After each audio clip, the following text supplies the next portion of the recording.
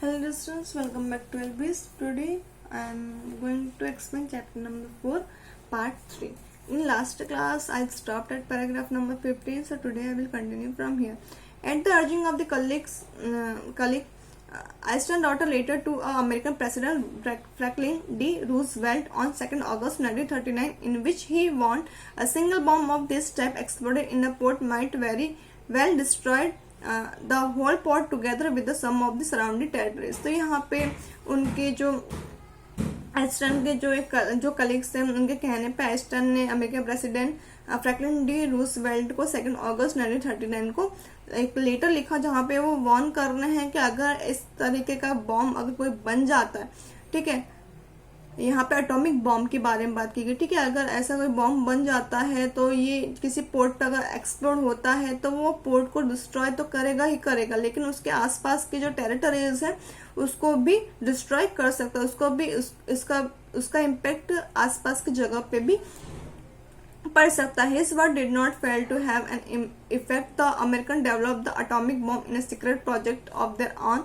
and dropped it on the Japanese cities of Hiroshima and Nagasaki in August 1945। तो यहाँ पे जो उन्होंने जो बोला, जो उन्होंने लेटर लिखा था, उसका कोई इफेक्ट नहीं हुआ, यानी उसका कोई इम्पैक्ट नहीं पड़ा अमेरिकन प्रेसिडेंट को। तो यहाँ पे अमेरिका ने खुद के सीक्रेट प्रोजेक्ट में एक एटॉमिक बॉम्ब बना भी दिया और उसको ड्रॉप भी कर दिया जापान के हिरोशिमा नागासाकी के में 1945 को। आपको पता है कि जिसकी वजह से हिरोशिमा नागासाकी पे कितना नुकसान हुआ था वो पूरी रीजन को। तो यहाँ पे आइंस्टाइन थे थोड़े से दुखी भी थे क्योंकि उन्होंने पहले ही वार्न कर दिया था कि अगर ऐसा कोई बॉम्ब बन जाता है तो कितना सारा डिस्ट्रक्शन हो सकता है। Einstein was deeply saddened by the extent of destruction. This time he wrote a public missive to the United Nations. अब यहाँ पे आइंस्टाइन बहुत ही ज्यादा ही दुखी हुए थे जो डिस्ट्रक्शन हुआ था हिरोशिमा और नागासाकी पे। तो यहाँ पे उन्होंने एक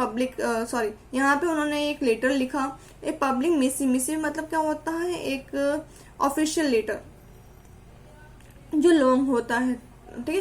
तो यहाँ पे यूनाइटेड नेशन को आइंस्टाइन ने लेटर लिखा कि it he proposed the formation of a world government. यहाँ पे उन्होंने बात की, उस लेटर में बोला था कि एक वर्ल्ड गवर्नमेंट बननी चाहिए। Unlike the letter of the Roosevelt this one made no impact. तो यहाँ पे जो लेटर लिखा था उससे कोई इम्पैक्ट नहीं हुआ। But over the next decade Einstein got ever more involve in the politics, agitating for an end of the arm build-up and using his popularity to the campaign for peace and democracy। अब कुछ समय बाद क्या हुआ कि जो Einstein है वो पॉलिटिक्स में चले गए और यहाँ पे वो कंपेन करने लगे हैं पीस और डेमोक्रेसी के लिए।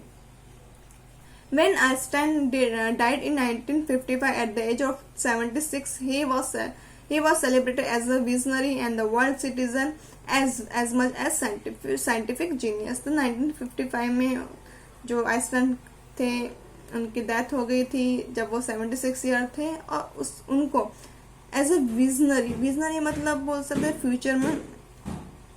फ्यूचर के बारे में सोचने वाला पर्सन, एक वर्ल्ड सिटीजन की तरह उन्हें माना गया और एक साइंटिफिक जीनियस तो वो थे ही थे। तो यहाँ पे ये था आपका चैप्टर नंबर 4 जहाँ पे आइंस्टाइन के रिसर्च के बारे में बताया गया, आइंस्टाइन के कैसे वो ये जो एटम बॉम्ब के खिलाफ थे। तो ये चैप्टर है जिसमें आइंस्टाइन के बारे में थोड़ा सा आपको उनका व्यू पॉइंट बताया है, ठीक है। सो ये चैप्टर यहाँ पे कंप्लीट होता है। आई होप आपको अच्छे से समझ में आया होगा। So in next class I will continue from your poem the lake. Okay, जो आपकी जो नेक्स्ट पोएम है I will continue from that. Okay, till that, goodbye, take care।